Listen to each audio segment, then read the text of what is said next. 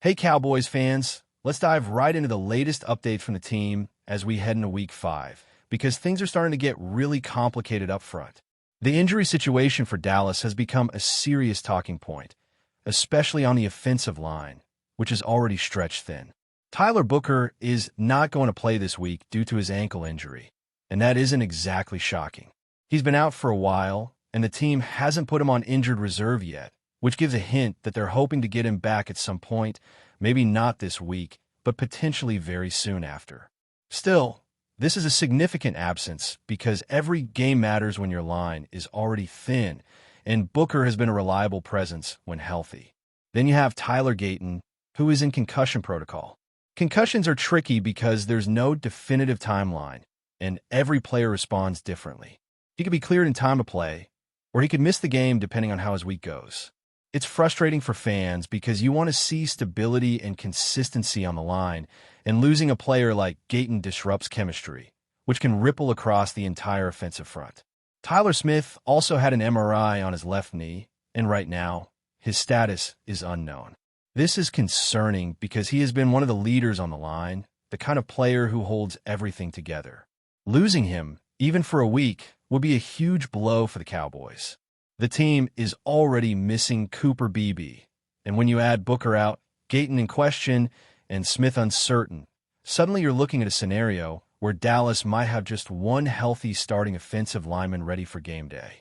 That's a nightmare for any team, especially when facing a defensive front that is fast, strong, and aggressive. The Cowboys have shuffled some players around to prepare for this, with Nathan Thomas getting reps at left tackle in case Gayton cannot go. The goal is to maintain at least some semblance of cohesion, but this is far from ideal. Moving beyond the line, the wide receiver core is also dealing with significant issues. CeeDee Lamb will not play against the Jets, which is expected, but still a major hit to the offense. Cavonte Turpin is dealing with a foot injury, and there's a real chance he will also miss the game. Turpin has become essential in the slot and in motion plays, so losing him reduces flexibility and forces the team to adjust their offensive strategy.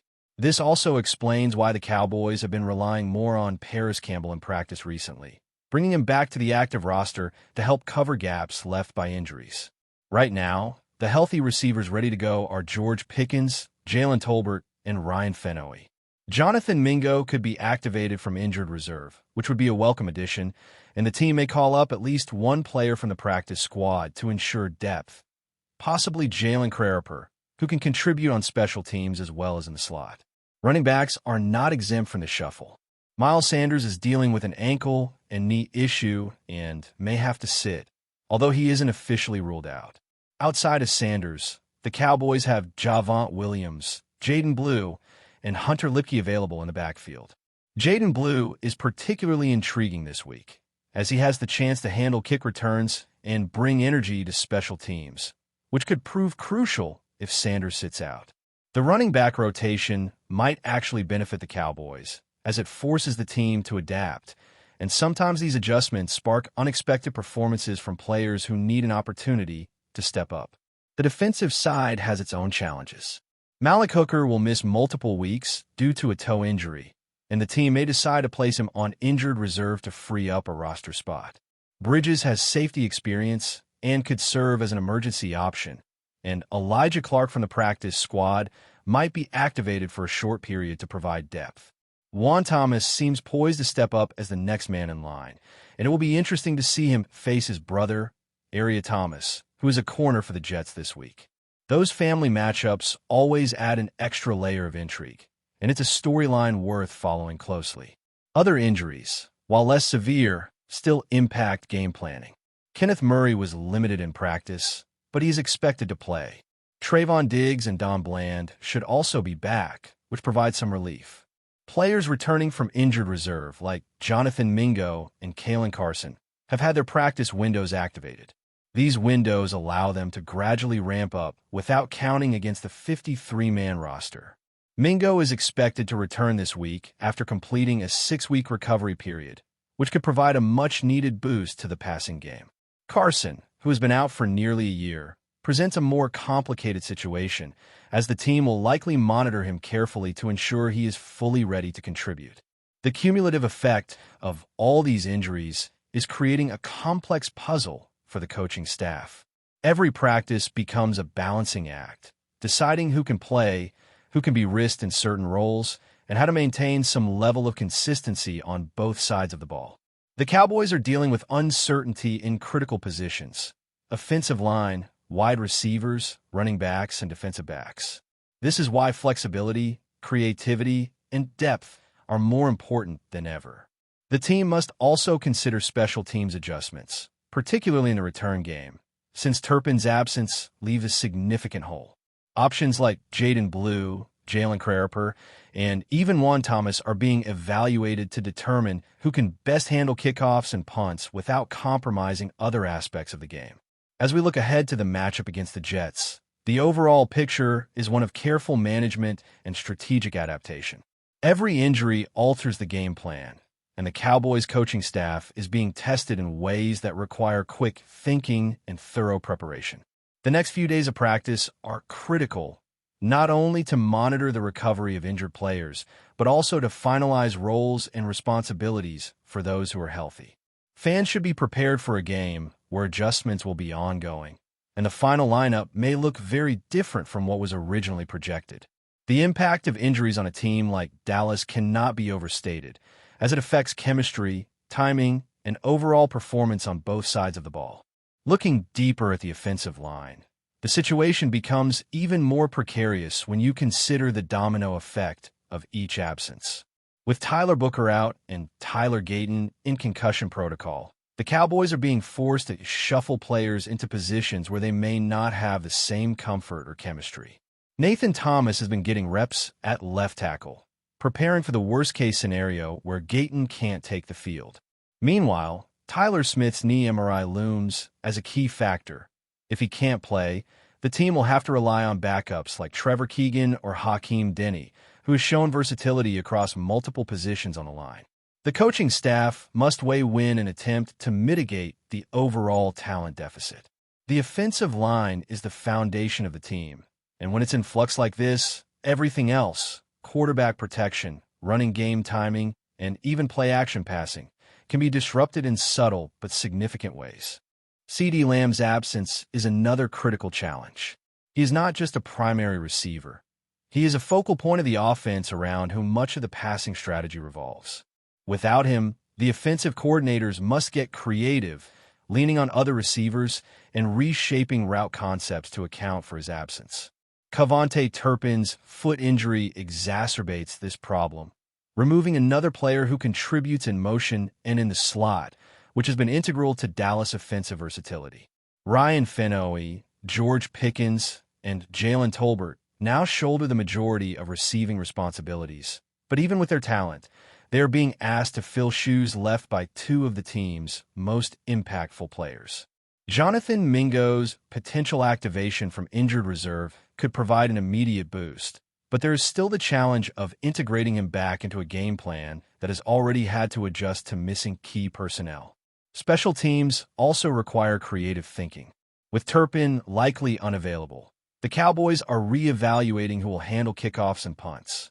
Jaden Blue emerges as a potential primary return man, capable of injecting energy into the game and creating opportunities for field position swings. Jalen Crariper might handle punts, bringing a combination of speed and coverage ability to the role. Juan Thomas, who has previously contributed on special teams, could also factor into these rotations, although his primary role now shifts to safety. The coaching staff must balance the desire to utilize players in their optimal positions while ensuring the team does not lose critical special teams effectiveness. Each decision in this area has a ripple effect, affecting not only scoring potential, but also momentum and field position, two factors that can be decisive in a tight game. The running back situation is similarly nuanced. Miles Sanders' ankle and knee issues make his availability uncertain, leaving the bulk of the workload to Javonte Williams, Jaden Blue, and Hunter Lipke. This trio will need to step up, not only to sustain the running game, but also to support short yardage situations and third down conversions. Jaden Blue, in particular, is an intriguing option this week, as his speed and vision make him a candidate for both rushing plays and return duties. The Cowboys may benefit from this diversification, as it forces the defense to account for multiple threats in the backfield and in the return game. This could lead to unexpected advantages, but only if the coaching staff manages the rotation effectively and ensures that all three backs are prepared to contribute without overextending any single player. Defensively, the Cowboys are navigating challenges as well. Malik Hooker's absence due to a toe injury and potential IR designation requires adjustments in the safety rotation. Bridges' experience in the position provides an emergency option, while Elijah Clark from the practice squad might temporarily fill the depth chart. Juan Thomas appears ready to step up as the next primary option, and his matchup against his brother, Jets corner Area Thomas, adds an interesting subplot to the game. These defensive shifts will require coordination and focus, especially against a Jets offense that can exploit any miscommunication or lack of cohesion in the secondary. The defensive backfield must maintain discipline and ensure that the absence of key players does not create exploitable gaps, particularly in deep coverage and red zone scenarios. The offensive line's health also directly impacts the quarterback's ability to perform. With multiple linemen in question, the protection schemes must be adapted, which can affect timing, footwork, and confidence in the pocket. Backup linemen may be capable, but the lack of established chemistry can lead to pressure, hurried throws, and turnovers. This is particularly critical when facing a defensive front that excels at exploiting these weaknesses. The team will need to rely on quick passes, screen plays, and perhaps even max protection schemes to mitigate potential issues. This makes practice sessions leading up to the game even more important, as every snap becomes a test of how well the replacements have integrated into their roles. Finally, the overall picture for Week 5 is one of calculated risk and adaptability.